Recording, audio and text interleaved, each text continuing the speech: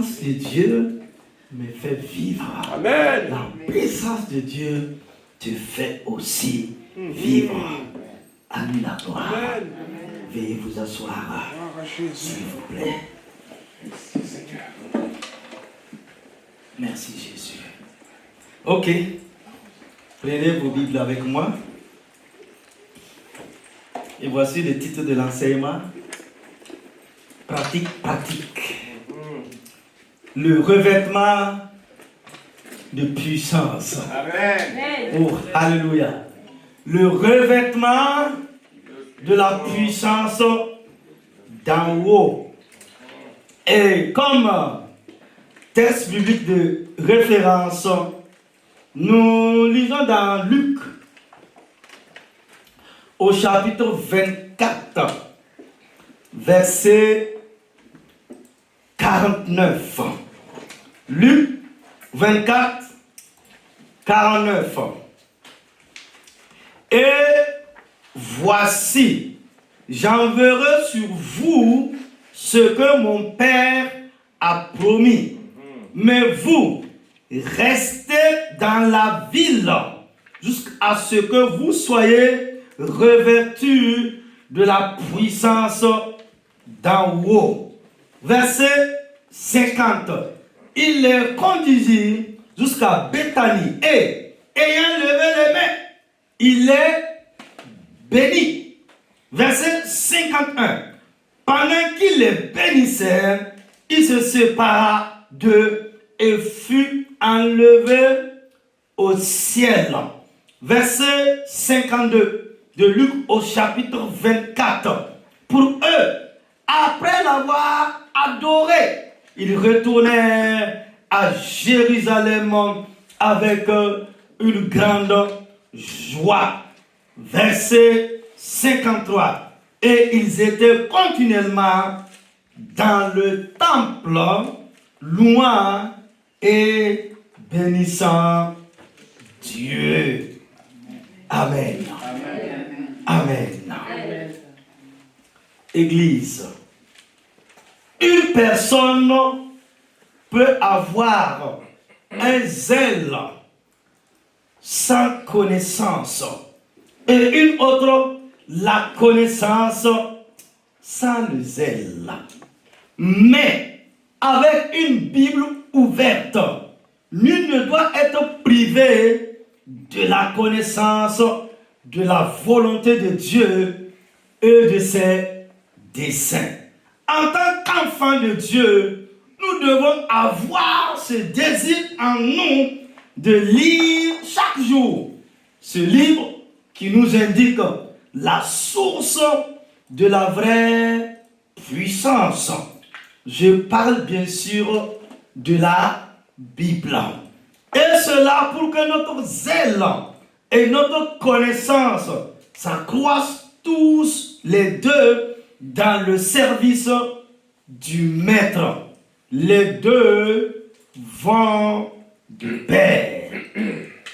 Paul a dit que toute écriture est inspirée de Dieu et utile. Et beaucoup d'entre nous ont recherché la parole sans sa puissance. Il en résulte un manque de puissance dans le témoignage de l'Église et dans son œuvre. Si nous désirons travailler pour Christ, non de façon efficace et avec un but bien défini, nous devons être revêtus de la vertu d'en haut. Sans cette vertu, notre service sera une corvée. Avec elle, il deviendra une douce tâche et un travail joyeux. Le privilège le plus grand et le plus puissant que possède l'Église de Dieu en ce moment, c'est la présence au milieu d'elle du Saint-Esprit. L'œuvre de cet esprit manifeste le mieux les preuves du christianisme. On dit que les miracles ont cessé, mais le Saint-Esprit est un miracle permanent dans l'Église. Le Saint-Esprit communique d'abord la vie, une vie spirituelle. Il la donne et il la maintient là où n'est pas cette vie, il ne saurait y avoir de puissance. Comme le dit le roi Salomon, un chien vivant vaut mieux qu'un lion mort. Mais quand l'Esprit a produit la vie, il ne la laisse pas défaillir et mourir, car il en entretient constamment la flamme. Il demeure avec nous et nous n'ignorons ni sa puissance ni son action. La mort et la condamnation pèsent sur une église qui ne soupire pas après l'Esprit Saint, qui ne crie pas, qui ne gémit pas jusqu'à ce qu'il descende au milieu d'elle avec puissance. Nous comprenons ici toute l'importance d'être revêtu de cette puissance. C'est ce que je vous propose de voir 6 points au cours de l'enseignement de la soirée. Premièrement, grand 1, l'origine du revêtement. L'origine du revêtement de la puissance d'en haut. Je vous enverrai. Les églises évangéliques et les églises de Pentecôte proclament la divinité du Père, du Fils et de l'Esprit Saint. Et ce verset prouve que Jésus, le Fils, envoie lui-même le Saint-Esprit ensemble avec son Père. Il le fait selon la promesse du Père. Toute la Trinité est en action, comme ce fut le cas lors du baptême de Jésus. Le mot envoyé vient du grec apostello, donner l'ordre d'aller vers ou dans une mission, autoriser le sujet à aller dans le cadre d'une action précise. Jésus envoie. Jésus ordonne au Saint-Esprit de venir sur nos vies.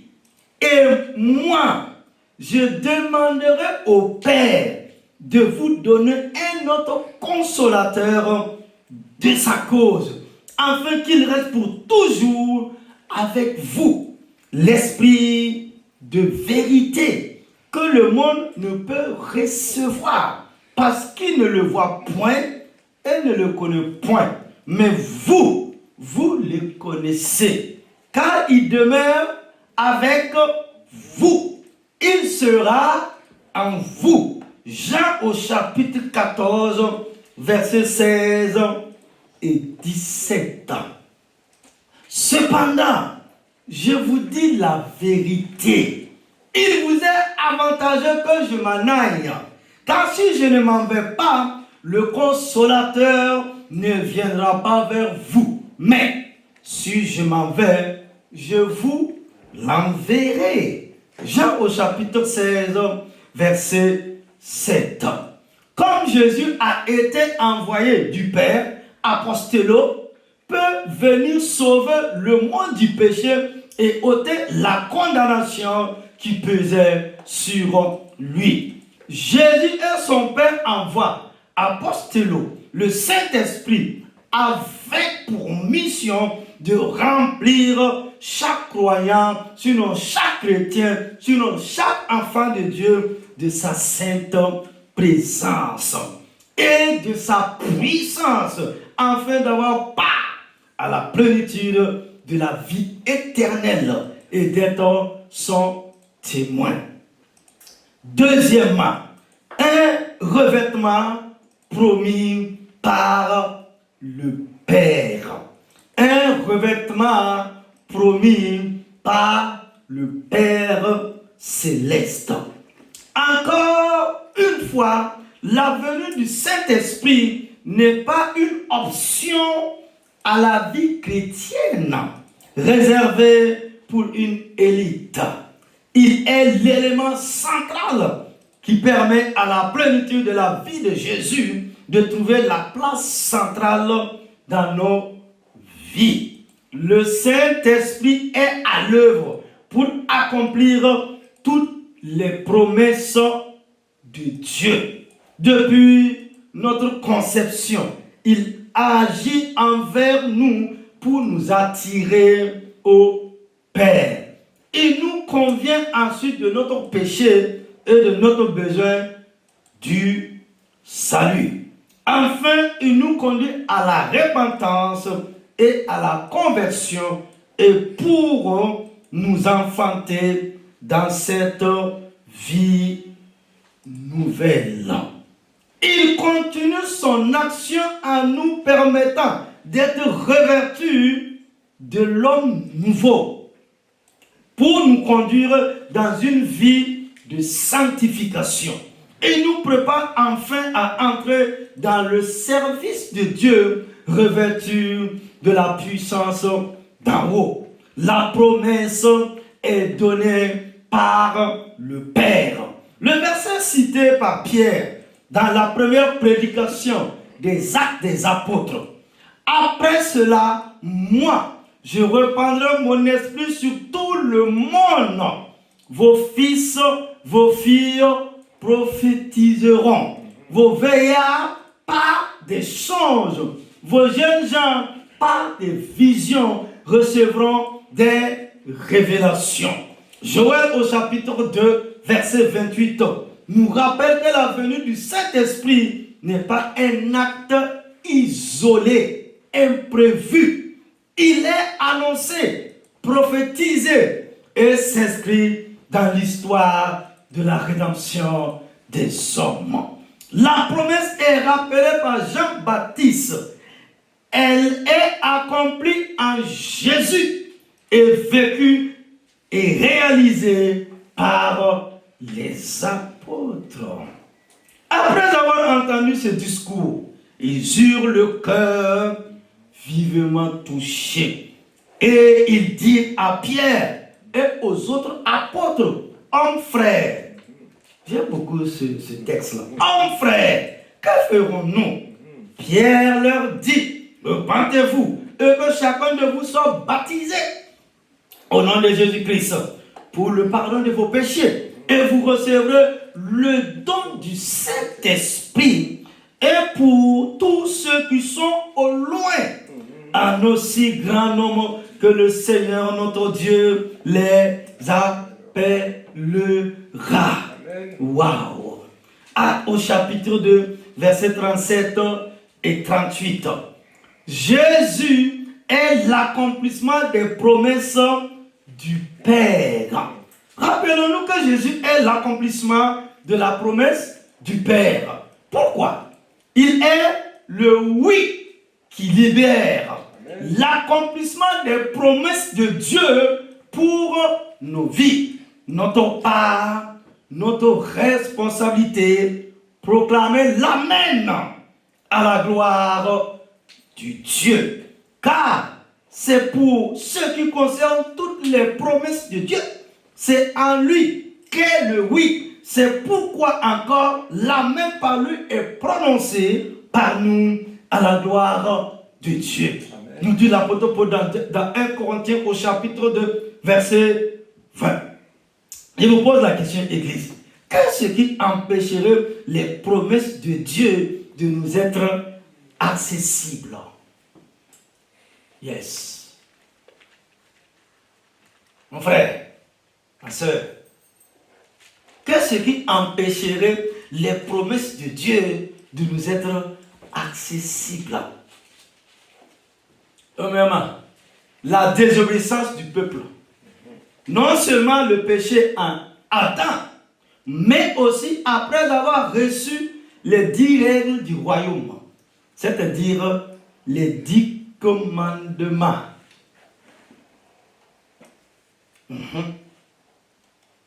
Deux, l'incapacité à l'homme de se conduire d'une manière conforme à la volonté de Dieu. 3.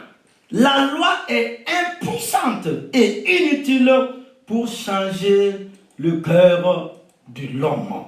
Hébreux au chapitre 7, versets 13 et 19. Jésus est venu sur cette terre. Premièrement, prendre la malédiction qui nous condamnait et triompher d'elle à la croix. Comme le deuxième Adam accomplit la volonté de Dieu son Père et justifie celui qui croit. 3. Vient accomplir la loi et instaure son règne et ses commandements d'amour dans nos cœurs par son esprit. Troisièmement, la condition pour être revêtu. Tout le monde veut l'onction, tout le monde veut la puissance, tout le monde veut voir Dieu se manifester. La condition, il y a une condition de Dieu pour être revêtu. Premièrement, arrêtez. Nous aimons courir dans cette vie. Arrêtez. Restez. Le mot grec pour rester désigne de fait de se tenir assis dans une demeure, position de lecture, de méditation, de prière et de repos. Pas question de bouger, de chercher des volontaires, de s'inquiéter, d'organiser des comités. Prendre du temps avec Jésus. Ce n'est pas du temps perdu. Pour aller, il faut d'abord écouter. Il faut être à l'arrêt, dans l'attente, dans la prière, pour recevoir la promesse. Il faut faire trembler les murs. Arrêtez et sachez que je suis Dieu. Psaume 46, 10. La période du Covid-19 nous a rappelé l'importance de nous mettre à l'arrêt, un peu forcé, pour dépendre toujours plus de lui. La nature nous rappelle que le sommeil réparateur est vital pour notre organisme. Sans lui, nous périssons. Sans le temps d'arrêt au pied du Seigneur, nous allons. Et après, nous allons.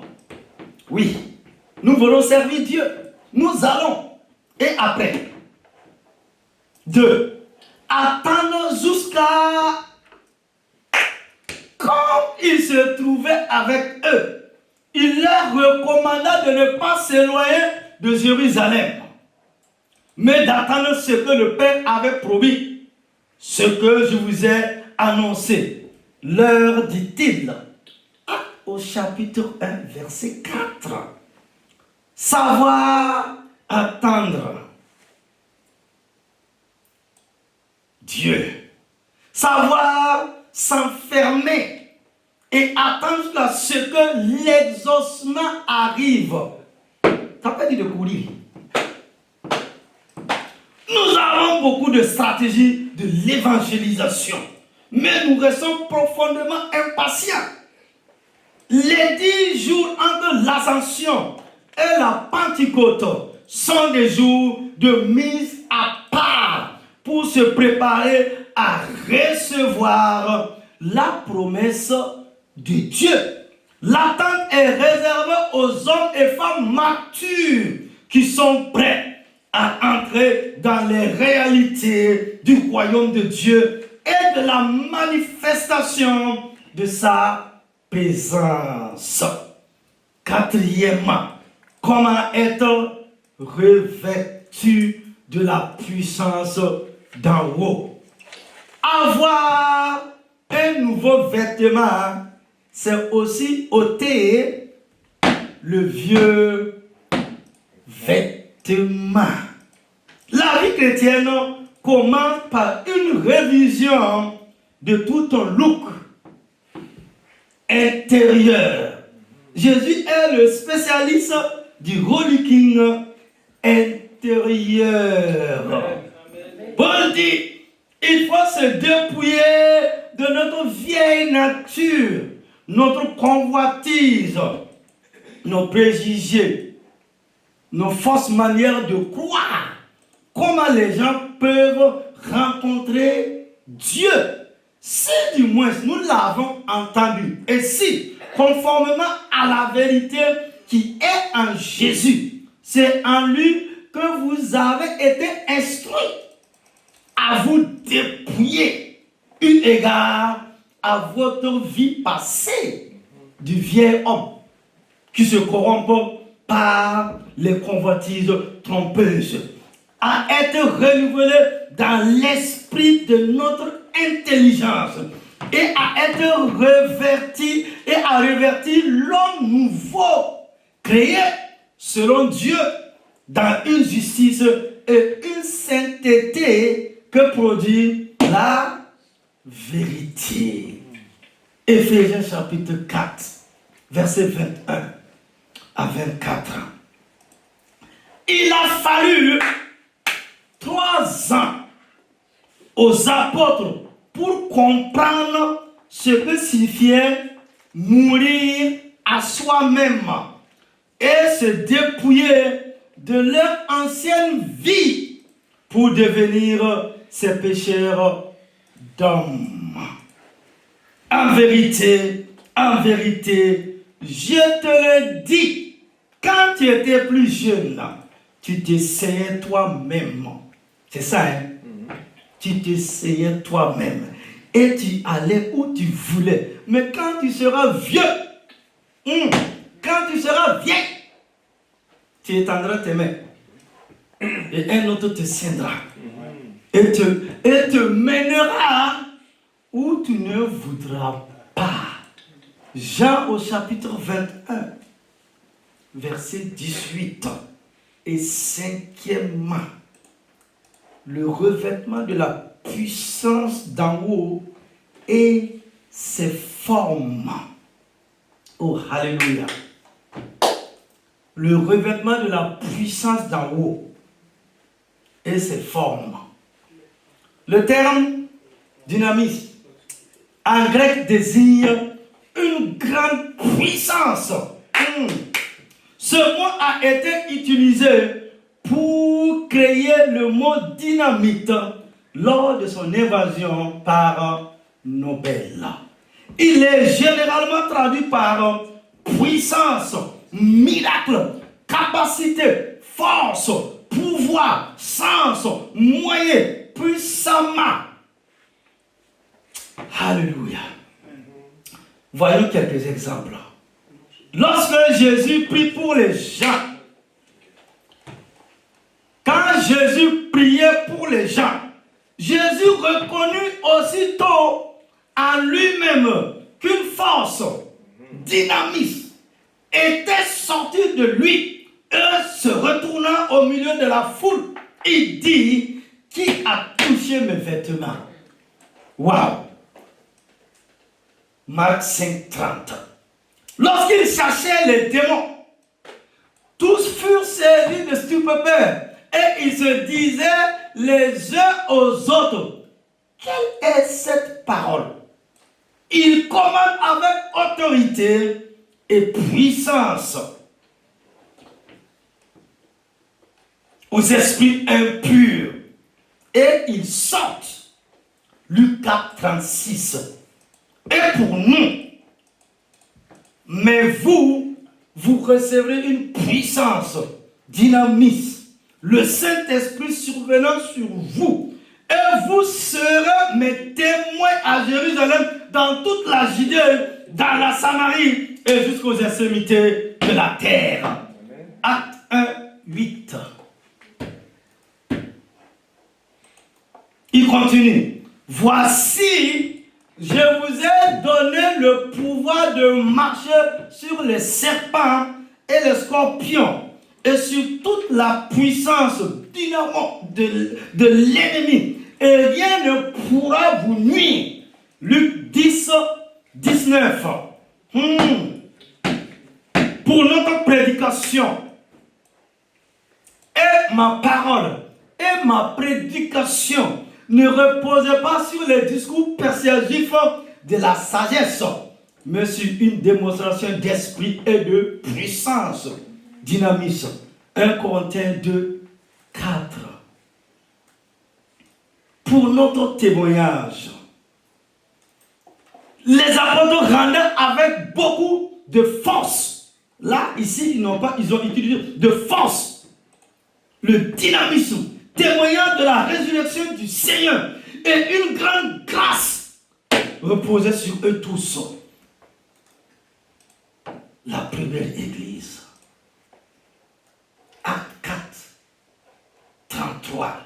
La Bible dit ici, Étienne. Il était quoi? Étienne. Plein de grâce et de puissance. Faisait des prodiges. Et de grands miracles parmi le peuple. Acte 6, 8. Pour son plan pour nos vies. C'est pourquoi aussi nous prions continuellement pour vous, afin que notre Dieu vous juge digne de la vocation et qu'il accomplisse par sa puissance tous les desseins bienveillants de sa bonté et l'œuvre de votre foi. 2 Thessaloniciens 1, 11. Les formes et les illustrations de l'esprit dans la parole de Dieu ont des formes multiples. Suivez-moi. Écoutez-moi attentivement. Une colombe. La Bible dit quoi? J'ai vu l'esprit descendre du ciel comme une colombe. Et ça était, suivez-moi. J'ai dit suivez-moi. Une colombe. J'ai vu l'esprit descendre du ciel comme une colombe. Et s'arrêta sur lui. Celui-là m'a dit, celui sur qui tu verras l'esprit descendre et s'arrêter, c'est celui qui baptise du Saint-Esprit. Amen. Amen. Jean 1, 32 à 33. Un feu. Un feu. Moi, je vous baptise dans l'eau. En signe de votre changement de vie, de comportement, de mentalité. Mais quelqu'un vient après moi. Il est bien plus puissant que moi. Et je ne suis même pas digne de lui enlever les sandales. C'est lui qui vous baptisera dans le Saint-Esprit et le feu. Nous voyons deux éléments là. Il va vous baptiser dans le Saint-Esprit et dans le feu. Nous avons été baptisés du Saint-Esprit. Est-ce que nous avons été baptisés dans le feu de l'Esprit? Pourquoi les démons vous suivent? Pourquoi vous n'êtes jamais délivrés?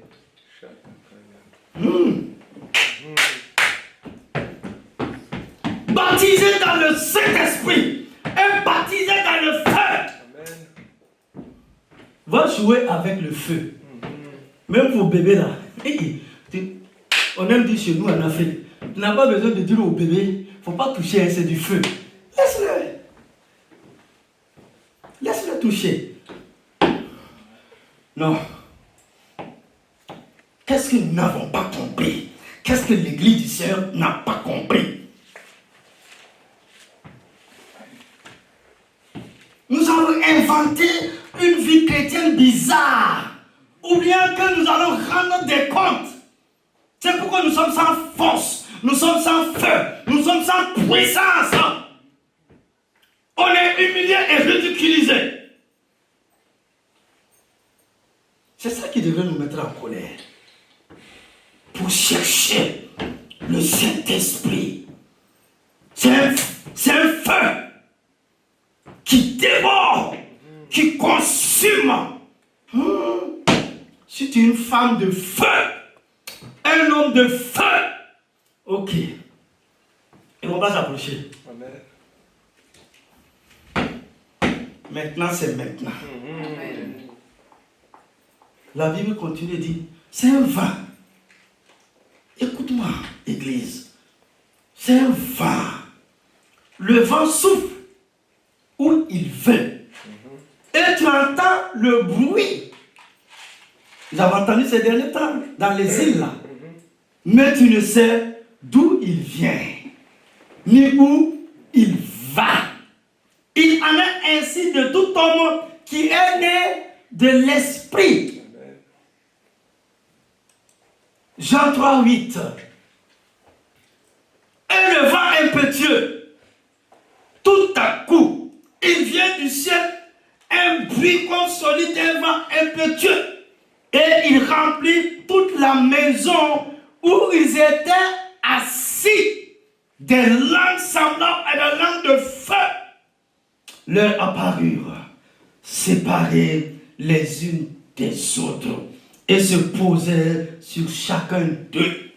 Et ils furent tous remplis du Saint-Esprit et se mirent à parler en d'autres langues, selon que l'Esprit leur donnait de s'exprimer.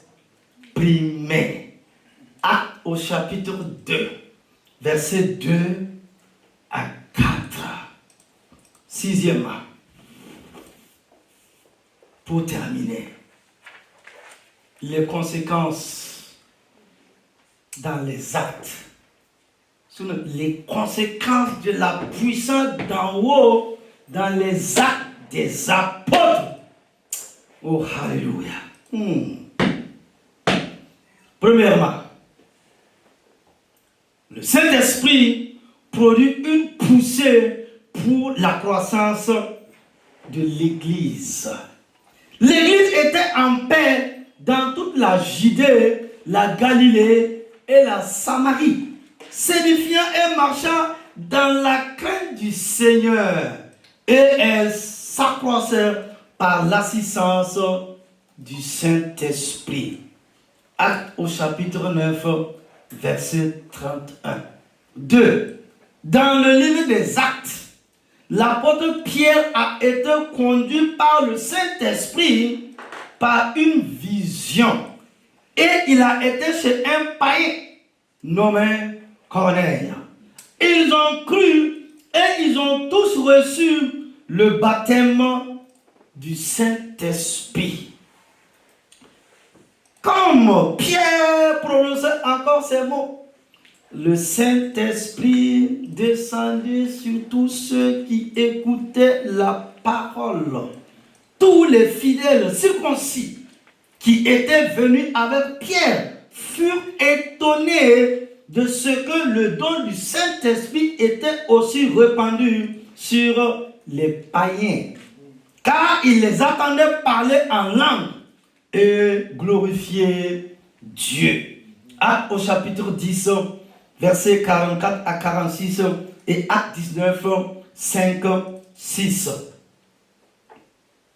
Troisième conséquence, le Seigneur a prévu que dans la présence du Saint-Esprit, nous puissions vivre toutes sortes d'expériences et voir Dieu s'exprimer au travers de ses enfants. Il y a diversité de dons, mais le même esprit. Diversité de ministères, mais le même Seigneur. Diversité d'opérations, mais le même Dieu qui opère tous en tous. 1 Corinthiens 12, 4 à 6. Conclusion. Le désir du Seigneur pour chacun de nous est que nous puissions être revêtus de cette onction de puissance. Alors, puissions-nous le connaître dans toute la plénitude de ses richesses et de ses bénédictions. C'est ma prière pour moi-même et pour vous. Prenons garde à ces mots du grand apôtre de tous les temps. Ma parole et ma prédication n'ont point consisté dans les discours persuasifs de la sagesse humaine, mais dans une démonstration d'esprit et de puissance, afin que votre foi fût fondée non sur la sagesse des hommes, mais sur la puissance de Dieu. Pas la sagesse humaine, non. Pas la sagesse des beaux parleurs, mais sur la puissance de Dieu qui opère le changement en nous, hein, le miracle, la gloire manifeste du Tout-Puissant. Et nous avons besoin de cette puissance encore au XXIe siècle pour manifester la gloire de Dieu et vivre ce grand réveil au nom de Jésus-Christ de Nazareth. Amen, amen, amen.